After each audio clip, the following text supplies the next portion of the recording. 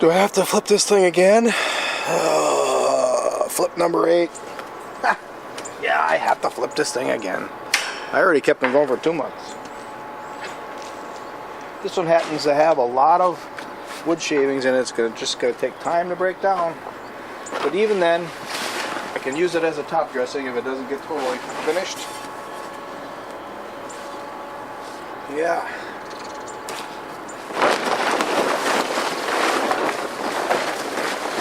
Kind of late today, so I don't have a lot of extra ingredients to add this time. We are having cold conditions be prolonged, so that's a good thing. I don't really want to turn this into a growing area until I know it's going to be warmer. Okay.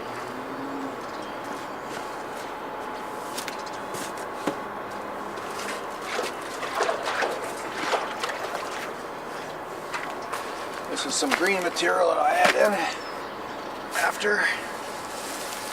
Get it off of here for now.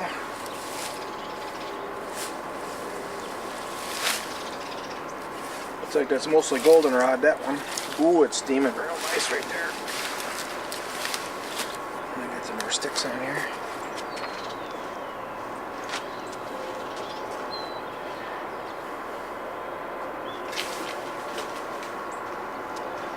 So I got some here on the pile that's kind of dried out. I'll give you a look at it. It's pretty coarse. An interesting experiment, even if it doesn't totally break down, to go ahead and plant stuff in it, see if it'll grow. I have to remember, oh, it's working right here in the end too.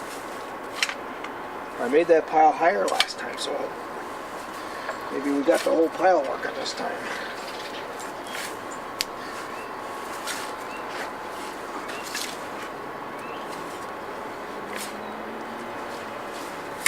Caught some mice, or a mouse and a vole with my traps, so we'll compost those too.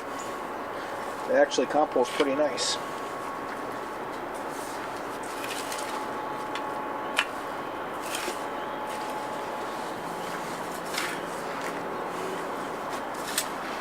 Alright.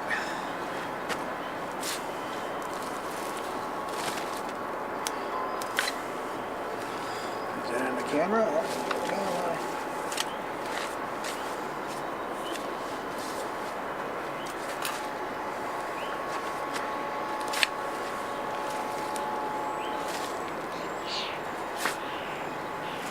As long as we got that kind of heat, we are going to keep her going. I suppose I could plant 7-8 days into June and still get a decent crop. I guess we'll kind of play it by ear. We'll see how the weather's going. We'll see how this pile is breaking down.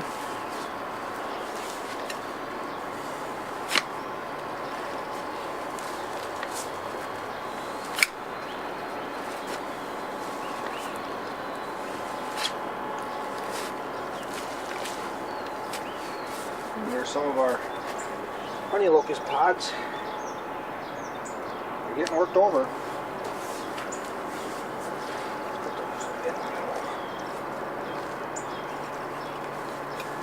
Man, there's got to be a lot of very interesting elements in honey locust pods and seeds. I did 2 piles with them in, I think, in the past. 3 piles.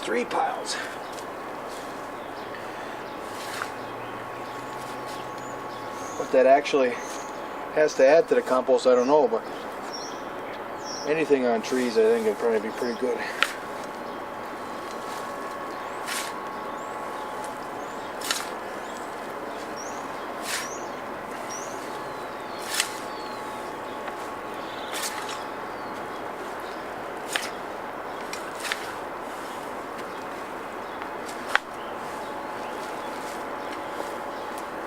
Oh, that sod.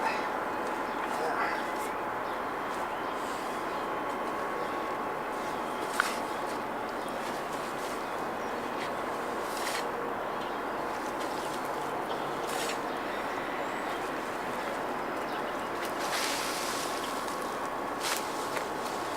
Stinging nettles there.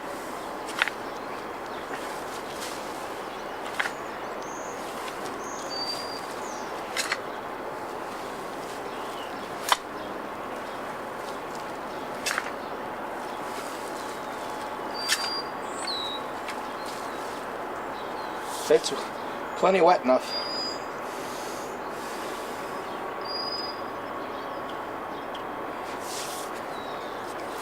I had a hard physical day today. I'm wore out already.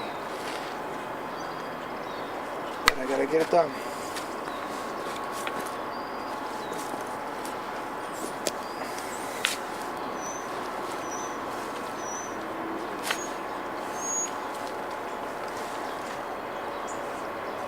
Oh yeah.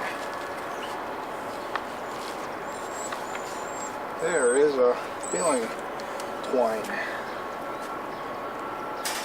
Funny I didn't pick that up before.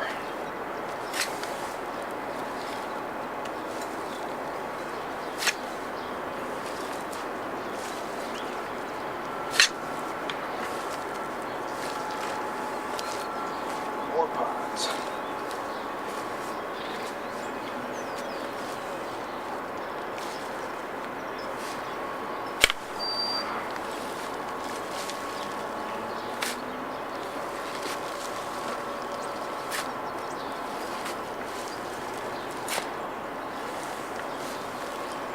Yeah, I'm not even working the bottom edges anymore like I used to, like I was. This thing is getting broke down pretty nice now.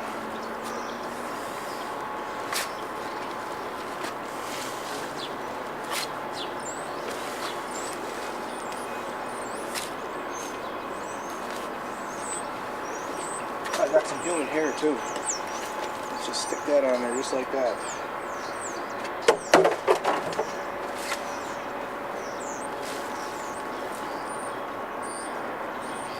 Kind of balled up. We'll see what it does.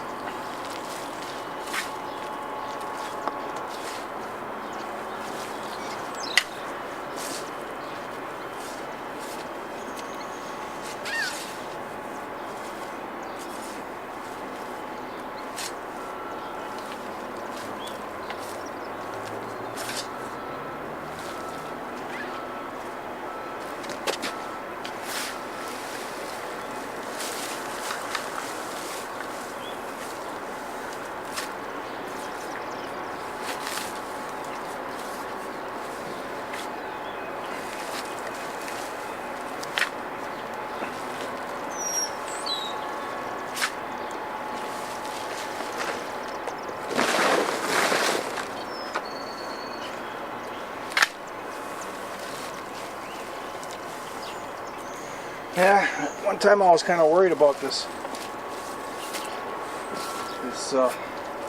evaporation, the steam coming off of this pile. I wonder if that's something to make me sick or whatever, but nothing ever has happened.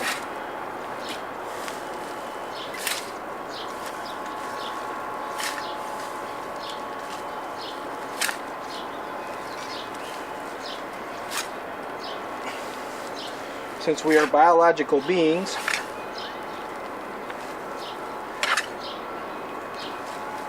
stands to reason that we have the biology within us to withstand anything that's harmful and to incorporate whatever is useful into our bodies. I'm not a scientist, and I'm not telling you I'm right. I'm just telling you what I'm thinking right now. And even scientists, you know, there's so many variables. The scientists really can't know. I don't think any human could ever know all the variables as to what makes up us. Bill Mollison once said in one of his talks that scientists can only measure what they make. And it took me a while to think about that, to come up with some type of a reasonable reason why he would say that, because he didn't explain it too much more than that. At least I didn't catch on to anything else. And what it amounts to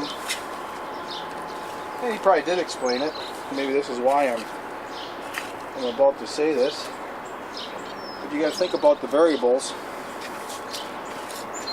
And there are a countless number of combinations of an innumerable amount of variables in the biological world.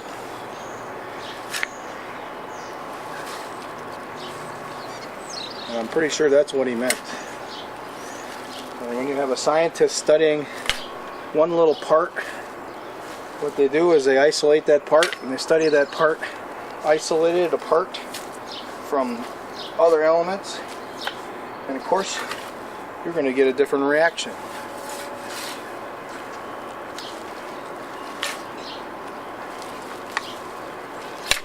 So they invariably will come up with the wrong conclusion with their testing, their tests. It's kind of the same thing with these vaccinations that they're trying to mandate now. These vaccinologists don't know what all the variables are. And you can see by the I think it's like a 400% increase in the claims to the vaccine court of injury and death from all these vaccinations that they're forcing on us.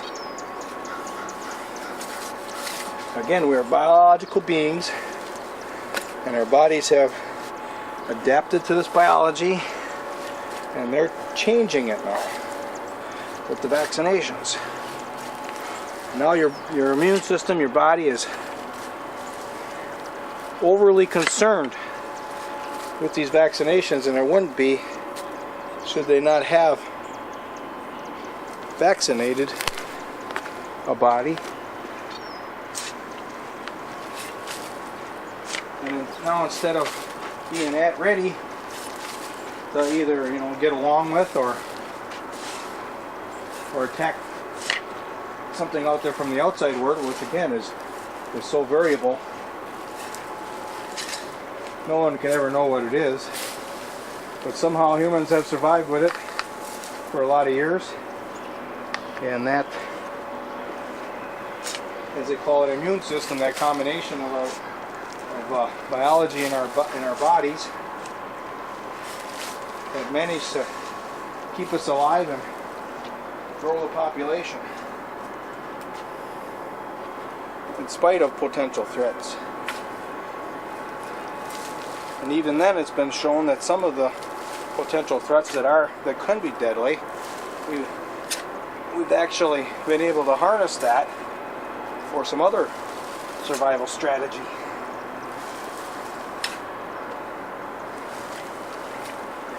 For instance, if you get the measles, not only do you get a lifelong immunity from the measles, and you don't from the MMR shot. That's why they keep pushing boosters. But somehow it makes our bodies healthy to a lot of other diseases. And you can go ahead and hit that search engine, and that actually is going to take a little work, because the people who are making all the money at this, they are actually lobbying Google and Facebook and the rest of the media sources that we're becoming accustomed to. And these studies are harder to find. I mean, you might have to go back 20 pages to find them. And because they're making a lot of money and using it in nefarious ways, in other words, they don't want you to know of the risks. They don't want you to think of the risks, because they want you to take the shot.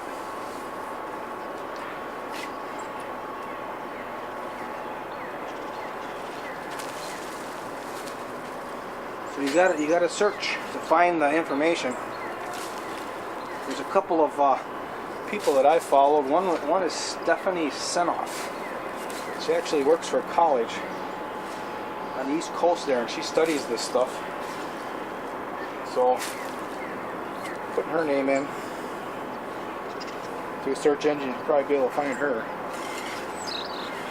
It's amazing she hasn't been fired. There's been a lot of doctors that have been fighting it because they see what happens to their patients.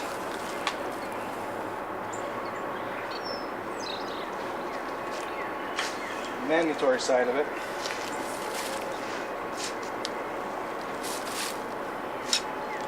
It's basically a money deal, you know?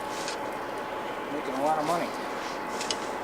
Merck just had a blowout quarter. 3 months they made more profit in those 3 months than I think almost they ever have. Because they're getting all the governments to get involved and force everybody to get the vaccination.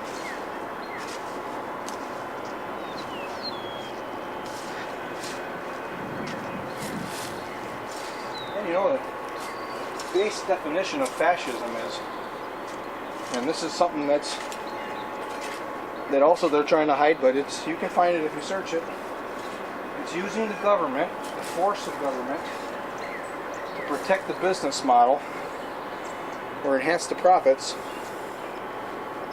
of the corporations. That's exactly what's happening. The United States is turning into a fascist country in this regard. So I almost kind of view that this push that they're doing to mandate vaccinations is probably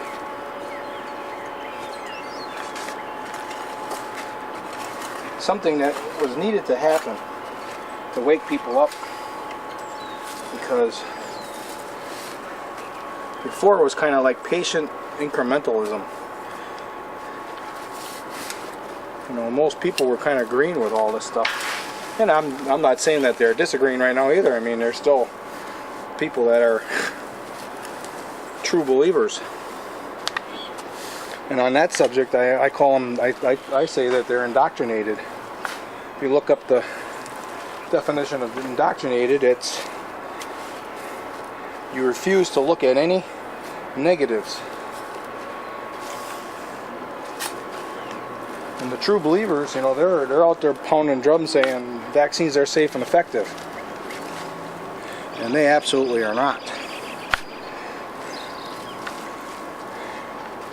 So if you look at that, if you let's say I'm talking to somebody right now that is indoctrinated, that will not question anything about vaccines. They totally believe they are safe and effective.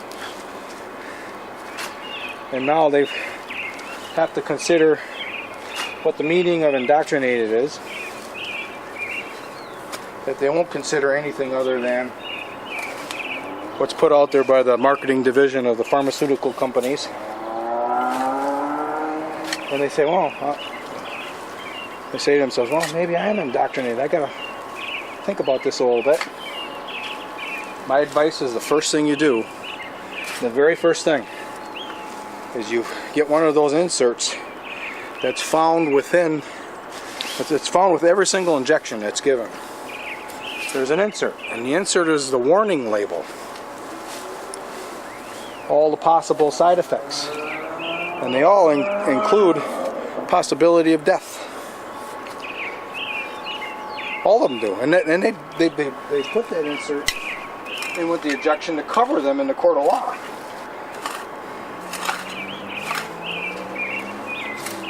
So a person who's indoctrinated,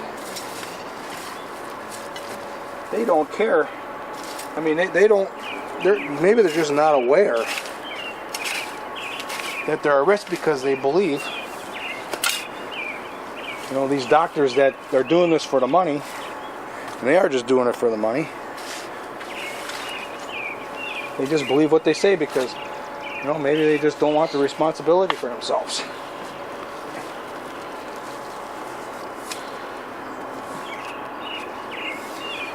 But you look at those warning inserts.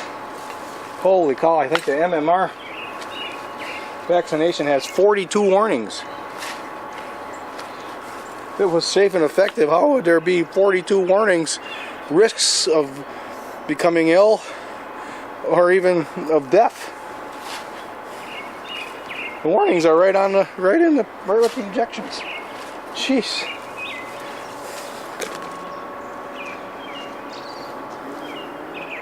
So anyways, I guess I got off track there, I'm sorry. We're talking about the biology. We're talking about this compost pile. This compost pile being what's happening here, and you know, I hesitate to use the word create because we really don't create anything. And we can produce things, we can rearrange things, we can construct things, but we don't really create anything from nothing. So I'm using this word kind of lightly. But this pile is a monster creation of trillions of life forms, trillions of bacteria. We're even getting down to, if we let it sit long enough, it'll be a fungal creation of life too.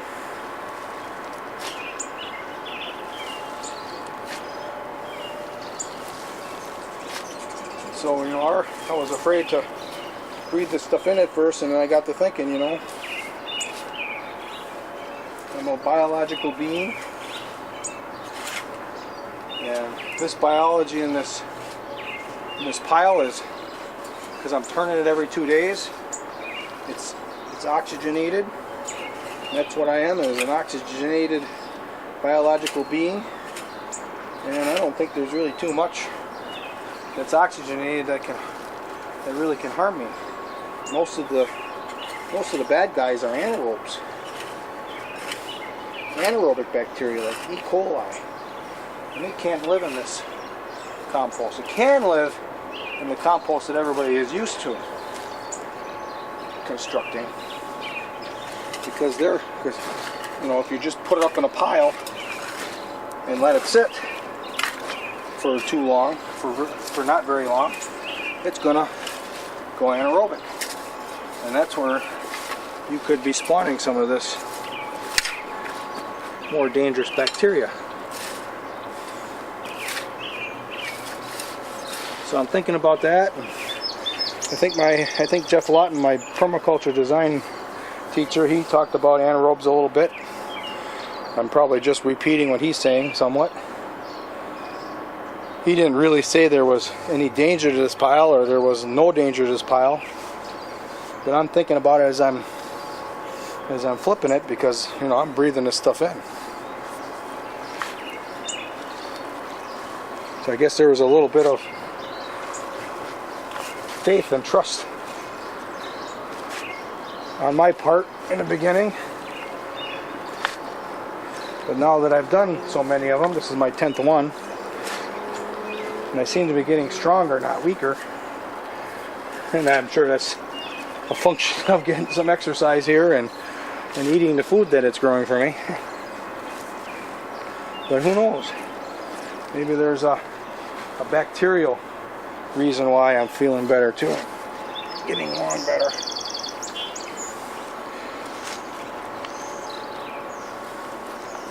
But I don't know, I'm not studying it, I'm just doing it.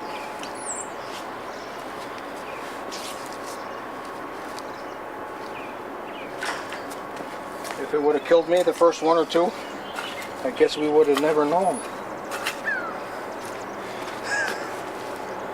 Or maybe I would have healed over right here in the spot, right over the pile. Then, of course, the investigation would go on, wouldn't they? I know the coroner in this county a little bit through internet interactions. He actually just kind of recognized what I was doing here, just I think this morning with these compost piles. So I juiced it up a little bit for him. Oh, that's the subject we were on, composting humans, because the state of Washington just, I think, passed a law, or they're going to pass a law, where you can be composted when you die. So that's what he pinged me about, that law that was passed. So I thought I'd juice it up a little bit, and I said, you know, I could probably compost a body with this pile here in a week. And I don't know how long it would take, but you know, if you really did it right, really looked at the temperatures and all that, it probably wouldn't take that much longer. And then I really added to it, and I said, you could take the bones And we could double burn them, turn them into calcium and other minerals, and I could add them back into the next compost pile.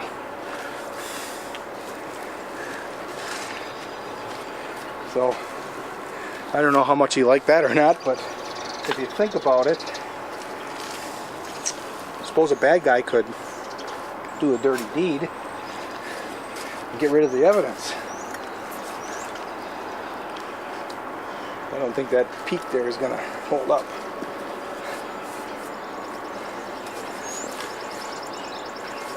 So the neighbor's working on his lawn next door. He must think I'm nuts.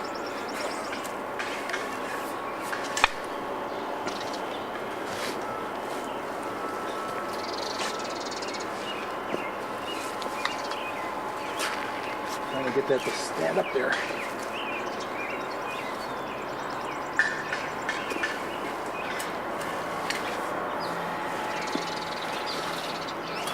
I'm running out of compost to flip, so probably not going to get her done here on this side.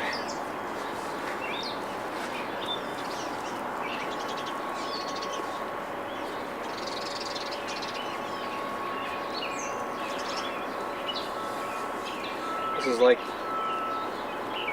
exploding a big snow ridge so that you don't get an avalanche. I forked my compost so I don't get an avalanche. I guess I can kind of turn this camera a little bit.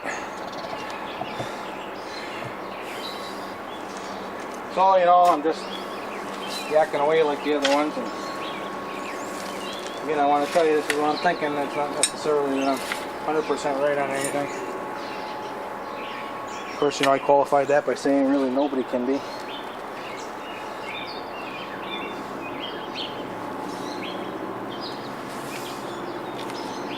I guess that's what the word science really means. If you think about it, it means, you know, you're constantly evaluating things. You're really not totally knowing it all, but you're learning, constant learning.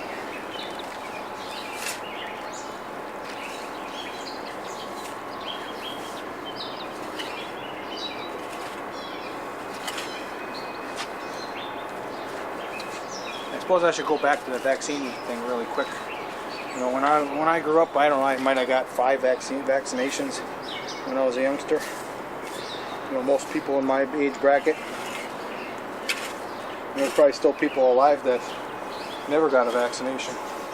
You know, most of this came into being in the 60s, early 1960s, and later. And you know, we're all good.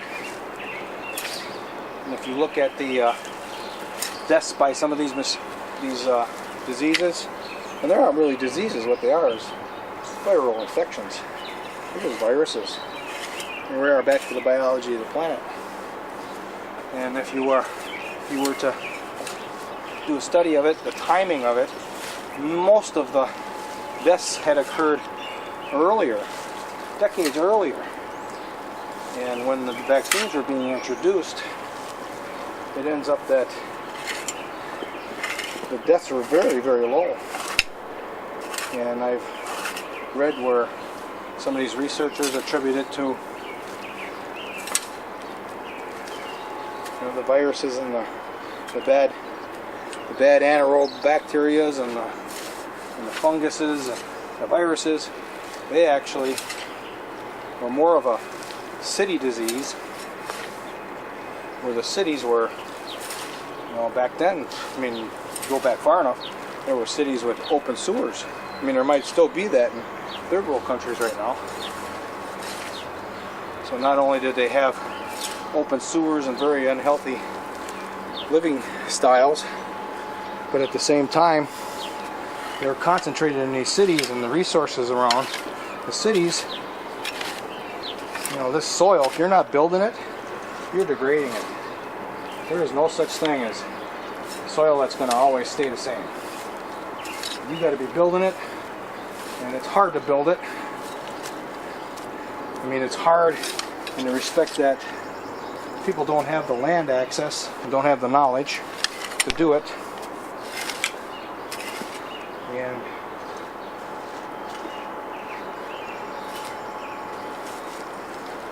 And at the same time that they had unhealthy conditions with the sewage and whatnot, because they had concentrated in areas with declining resources, and their soils were declining, and their food nutrition was declining.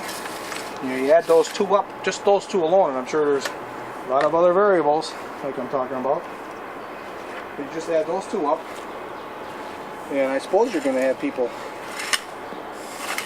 with weak systems, weak body, weak immune systems because of the unhealthy food. At the same time, you produce an area that the bad guys like to live in.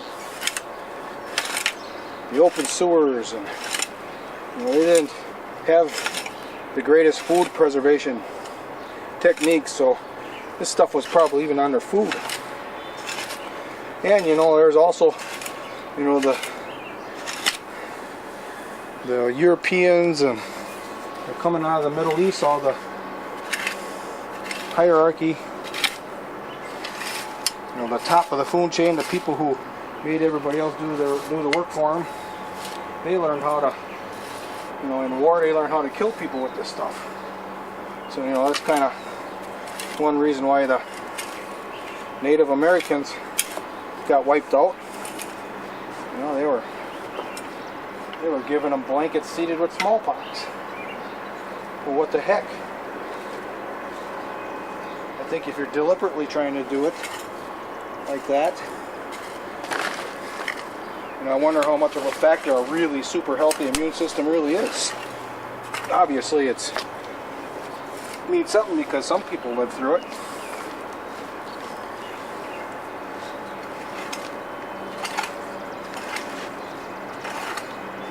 I guess I can go on about vaccines for a while.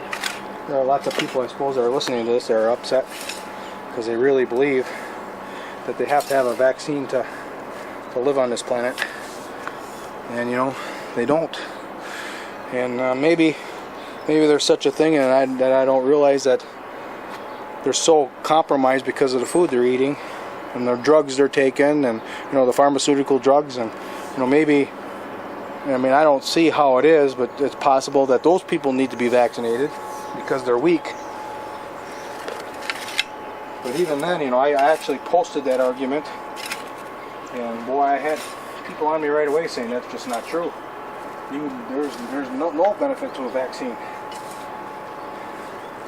The whole thing is about money.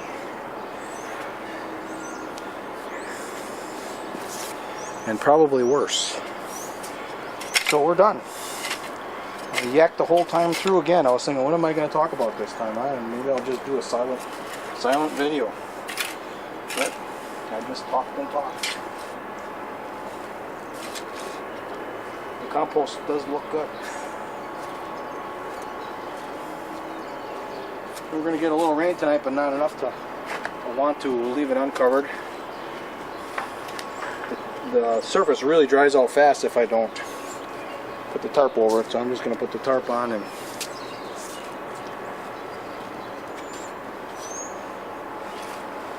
I don't have to worry about it.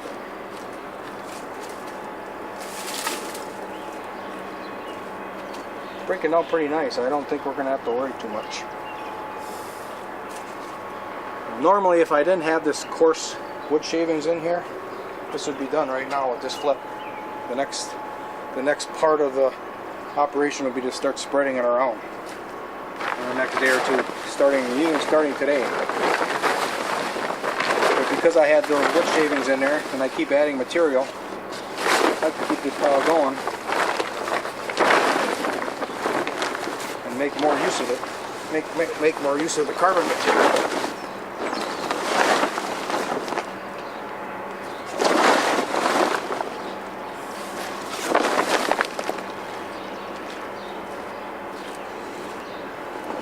You have to have carbon in your soil if you want anything else to kick in.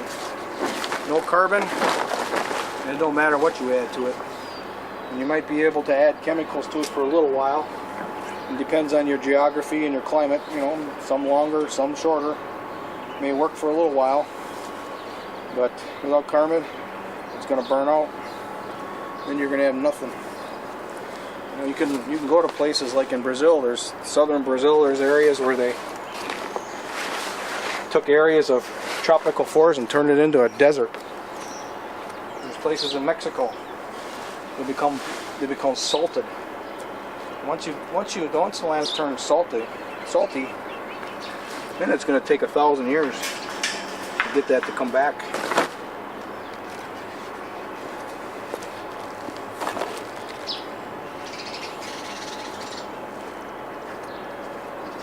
Okay, I just have a bunch more thoughts that just came in my mind, but I'm done. So it's over. Till the next flip. Thanks for watching.